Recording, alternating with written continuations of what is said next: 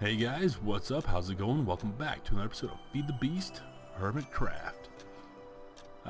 Today guys, we are going to be working on some a slightly obvious project. I know that I previously mentioned that we were going to work on the canola energy project. We're going to put that on the back burner for the time being. Unfortunately guys, I was looking into it. It looks like a little more intricate than I expected. Not that I couldn't handle it, but there are some concerns with other mods that I'm not aware of yet, and I still need to do some research. I brought some stuff up in Creative World, and it's probably gonna be a pretty elaborate project. I can get to a couple steps in, but I want to get all the way to the last tier. So I'm gonna put that on project on hold. I was looking at our Wither skeleton farm project, and I said, you know, I have an idea. So I retitled that the Soul Forge project. Now I want you to take into consideration, or use your imagination here. I went ahead and added an additional island. This is another Laputa XX or 20, and yeah, I did some farming on the Gaia Garden, and this is going to be the island for our Soul Forge. And our Soul Forge, no, not from Blood Magic, our Soul Forge, or is that a Hellfire Forge? I'm not sure. Anyway, this will be essentially our mob farm, automated mob everything XP area. And what I'd like to do is not only that, but I'd also like to utilize somehow, either I had another project listing for the Gaia Dome, but I'm thinking that maybe perhaps we could somehow incorporate animals into this. But first and foremost, we need to find a method of farming as many mobs as possible, and that includes not just the basic vanilla mobs like zombies and skeletons and endermen, but also things like the Wither, which I guess is vanilla as well, the witches, and every other mob. So I'd like to get every mob able to spawn on here, essentially, like we're preserving their soul. And with that in mind, I would like you guys to look at this: soul sand, wither skeleton skulls, and the soul vial. We are going to go and attempt to capture ourselves a wither skeleton and then put it into an automated spawner. I don't know if you can do this. According to Not Enough Items, it is possible. So let's go ahead down here. This is kind of like the destructing we don't really care area, like my strip mine area. Let's go ahead and spawn one of these and find a not too terribly beat up spot. 1, 2, and 3, and can we capture him? Can't capture him yet. Let's wait to see if he becomes active. We can capture him. Don't remember how much that explosion will do to me. Okay, and get him. I don't think we can get him.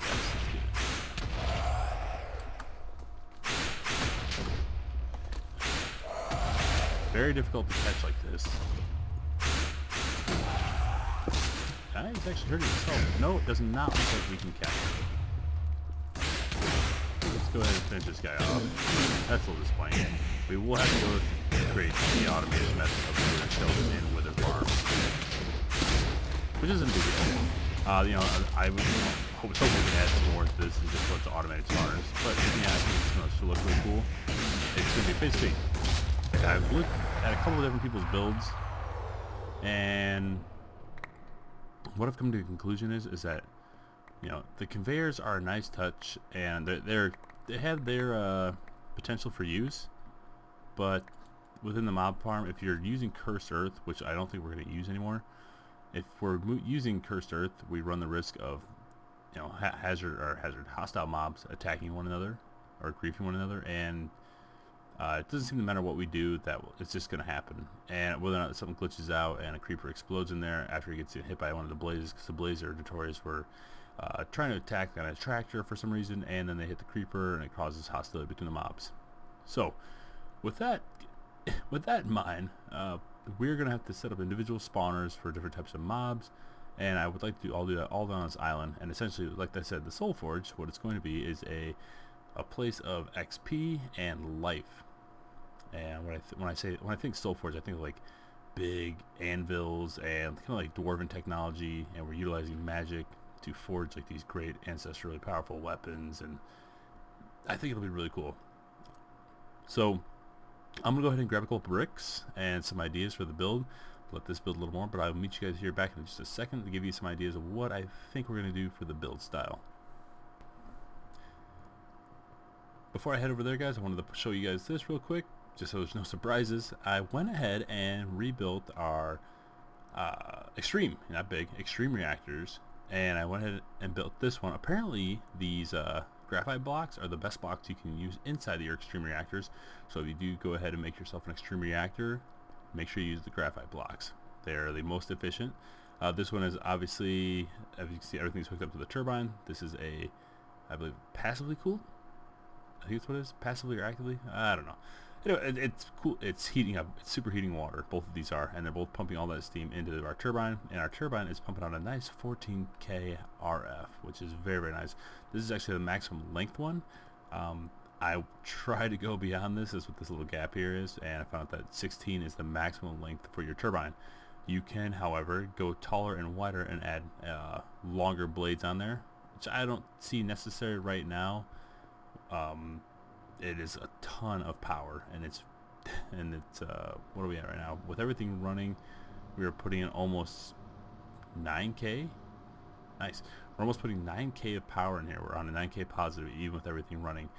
You can see the storage area here. I have almost filled this out. I added 2 additional storage racks in the back of all 64K drives. Anyway, so I'm gonna go ahead, let me grab some of these bricks real quick, and I'll meet you guys back up on the island. Alright guys, welcome back, and here is the planned, I guess, theme, the blocks that I plan on using. This is just some simple stone bricks, some marble slabs, and some basalt slabs, and then we went with the stone trodden bricks to kind of be the outlining area for all of our walking areas. Basically, these will be borders on the floor, in the corner of the floor and the wall. The nether bricks, this is the chiseled version of them. They're a little darker and the bricks are a little wider, and I think, I might want to say darker, they're just a different tint of color. And these should be kind of like central highlighted areas. And our nether bricks, these are the randomized chiseled bricks. These will be placed in for other highlighted, smaller highlighted areas. And then we have our basalt. This is, I think it's prism? Twisted. This is twisted. And this will be just kind of a identity brick, or basically, I guess, minor highlight brick. Possibly a pillar combination, something like that. And then I actually want to use steel scaffolding, and this is from immersive engineering. What I'd like to use this for is basically bring an industrial look to the Soul Forge. Again, we're trying to keep that steampunk fantasy theme to this, and what I'm thinking is, if we have a bunch of, like, obviously the Soul Forge consists primarily of XP. If we can have this kind of carrying over with these green, like this house is like the green fluid piping that goes into the central area, which is going to be like basically I'm thinking an XP obelisk, but it's going to be hooked up to a giant vat for XP. So we have that all kind of going into one area. It's going to be, I think it's going to be pretty cool. And then if possible, I would like to get some sort of red fluid. I'm thinking lava. That would go, obviously with the forge portion of it, we need to make forged weapons and whatever else requires XP or soul essence, if you will. And I think what we can do with that is maybe put some lava in there, and possibly, let's see, DNA is purple. How about protein? Oh yeah, protein will look probably really cool. If we can get some protein floating in some piping as well, and it all kind of feeds down into one centralized location, and this is like all pumping and creating this artificial life essence superpower juice. I think it looks really cool. So I'm gonna go ahead and get started on this build, guys. I'm gonna build up to kind of like a central unit, and I will see you guys after I got a little more completed. And also, our island is going pretty well. We just barely missed our primary island. We actually did hit it, didn't we? What I'll do is I'll knock a lot of this down. I've created a few rods here, and one is the really awesome rod. This is called Rod of the Shifting Crust. Currently it's set up with basalt bricks, which I don't have any of the ones in particular basalt bricks. But if you guys haven't seen this, here, check it out. It's pretty cool. In fact, I don't even need to do that. if I just go ahead and shift right click, let's say, let's go with these guys for now. So if I shift right click these marble bricks, and then I just go ahead and right click whatever I want to replace with marble bricks. Bam! How cool is that? It's a very, very fast and quick method, especially for builders. It's really helpful, but what also, guys, it is kind of cheaty. If you want to mine something really quick, you can just go ahead and click this. For example, obsidian. I can go ahead and I can right click, or I can shift right click any block around it, like for example stone or cobblestone, doesn't matter, you're just going to replace it, and then it'll pop the obsidian off. It does go like all over the place, but again, you're getting, you are essentially instantaneously farming obsidian, which is awesome. I'm also going to make some other rods. I made another one for the lighting, if you guys can see that kind of around the area when I was kind of like floating around here at night. Went ahead and made this one. This is from Not Enough Wands. It's the illumination one. It just makes a simple floating ball. There's a really cool, like, I think it's a little flame orb. I don't know what creates. I don't know if it's from Psy or Botania or what it is, but it looks really cool. I'm trying to figure out how to make that. Yeah, if I can find that out, that's my preferred lighting. Temporary, just to say, like omnious lighting. We are going to stick to this these steampunk lamps for this area as well. The steampunk looks going to like be maintained throughout the whole thing.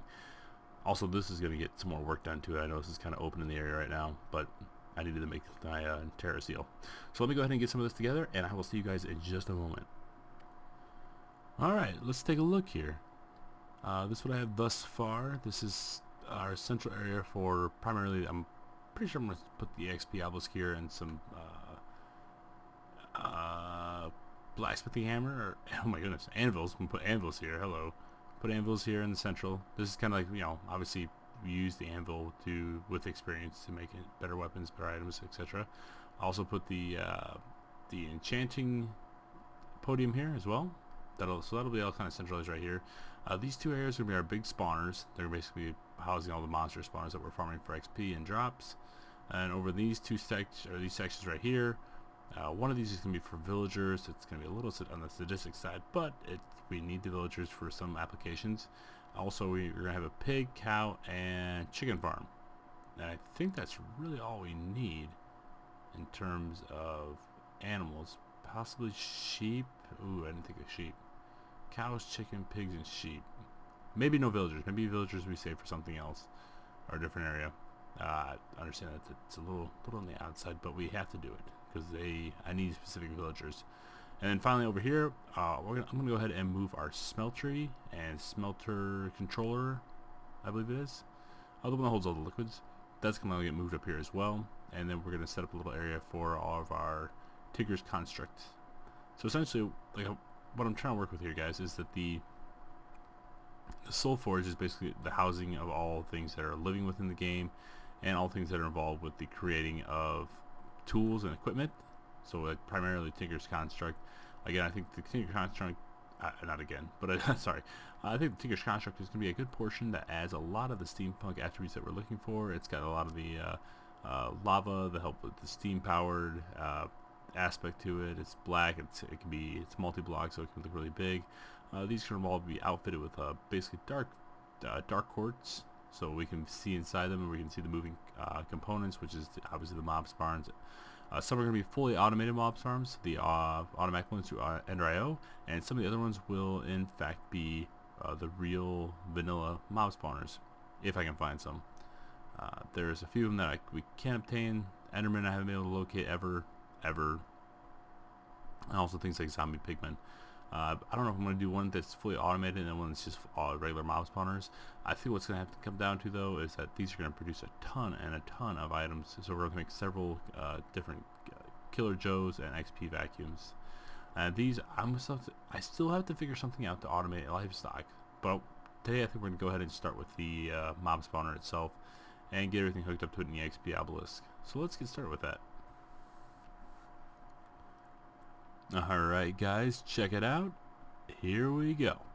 We got our first one set up. I think I'm going to use this one just for vanilla spawners. Not the Ender.io spawners.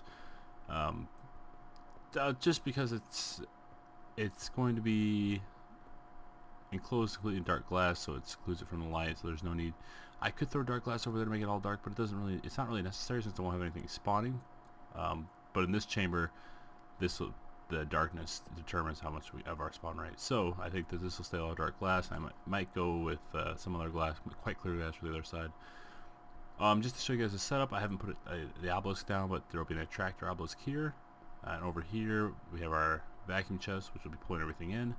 Our XP vacuum, which will be pulling our XP in, and our Killer Joe, whom, if you guys recall during the updates, he does not have an XP absorbent component anymore. So that would lead up to our vacuum chest, our XP vacuum chest, that is. So the reason I placed them up top is that so hopefully our XP vacuum chest can get precedent over to the priority XP, because if I did my research correctly, I believe Killer Joe actually takes priority over the XP because he needs to mend whatever weapon he is using if he has something with mending. I believe that if he is essentially his placement with the XP, since the XP typically rests on the floor and it gets pulled in by both of these magnetic forces, we should be able to absorb the majority of the XP and send it over to our obelisk. And as I said, there will be a tractor sitting here, and I'll be lining up the interior of this, of the central component or central area right here. This will be all vanilla spawners, so skeletons, zombies, blazes, mostly just blazes. Again, this is only primarily for the XP gathering portion. I'm not too concerned with items over here. The item automation farm will be over here with the Ender IO farm. So that is the plan. I have to go down and hunt down some more blaze farms, which will be me venturing into the nether. And I think I'm just going to cut through that real quick. So I will see you guys in a second. Okay, and back. So I did a little remodeling while I was waiting for some items to craft. I decided to go ahead and I added a 512K liquid storage to my refined storage system, just to help with importing everything around. We'll still run pipes and everything around here. We might just make some infinite loops just for aesthetics, for the flowing of the XP. But other than that, everything is pretty much hooked up and ready to go. We're ready to drop some spawners in. This is going to be pretty dangerous. Let's see where we're at with our fire charm. Okay, so we should be alright. And I think that should be right where it needs to be. We're going to go ahead and drop 4 blazes spawners in here. And then we're going to close it up. And then we will turn everything on. Go ahead and knock that out. Alright, we should be good to go. I can barely see.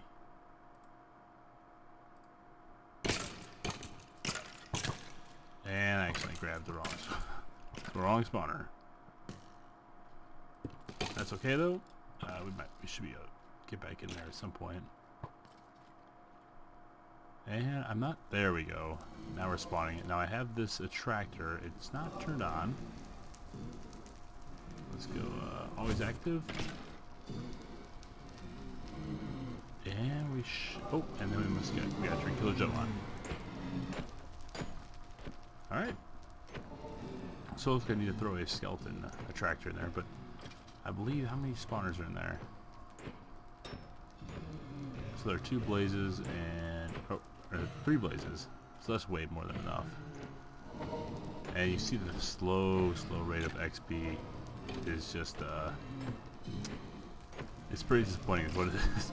The XP rate flowing is good, but the rate it gets pulled to the XP vacuum is pretty pathetic if you ask me. Let me go and grab a skeleton shard. I believe I went around and grabbed a whole bunch of them before we started these. Soul and skeleton. Oh, skeleton. Alright.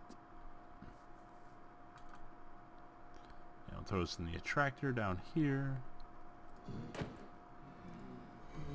That should do the trick. Excellent. So I may have to run additional attractors depending on how fast the spawn rate is on these guys. If it's as slow as this is, we should be okay to run like just this one. But I believe the maximum attract rate is 20 mobs per attractor. It just all depends. Over here is gonna be our automation segment, so we're gonna have like basically, I don't want to blow a whole bunch of RF on something we don't need. So I will go ahead and set up an automatic spawner through Ender.io, and we'll control like silverfish and enderman. What else could there possibly be? Pigmen, in case we need to work on our gold. But thanks to our quarry, not our quantum quarry, but the void quarry, we're pretty well set on resources. The primary thing we need is wither skeleton skulls and ender pearls, but we also have a ton of ender pearls as well. So, but it's good to have. It's good to have. Like I said, this is one of the things I wanted to work on, was make sure that we have everything 100% automated and we have all resources available to us at any given time. So I want to go ahead and get started on another one of these. It's pretty boring, but before we do that, how about we do this really quick? I think this is gonna look really cool, guys. And I had an idea for this earlier, but it just didn't work the way I wanted it to. There's really no multi-block tank in this mod pack. There's dynamic, but it's not visible. I wanted something that was like really visible. So we're gonna take some quite clear glass. We might have to make some more. I'm just gonna set it up to make 64 more of it. And then we're going to need a bucket. And I thought this would look really cool. I don't know if it'll work, but let's try it.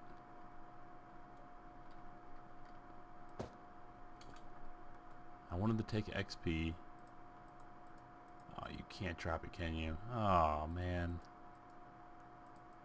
That's too bad. That's what I wanted to do. I wanted to line this off with XP. I wonder if there's any other fluid other than lava that we can throw down there. How about, let's see if we have any do we have any meat? Pork. How about steak? No. There's a couple cows on there. Let's grab a couple though. I'm gonna throw them into the I think it's the protein maker. I'm gonna see if we can grab that fluid and actually put it down on the ground. If so, I think it'd be really cool to have some sort of fluid down there, just like to claim that this is in fact the life essence. Oh, and you know what? Oh, we can't. I'll have to kill him with my pickaxe because we can't cook it because we need to have raw beef here. 3. I think you need at least 5.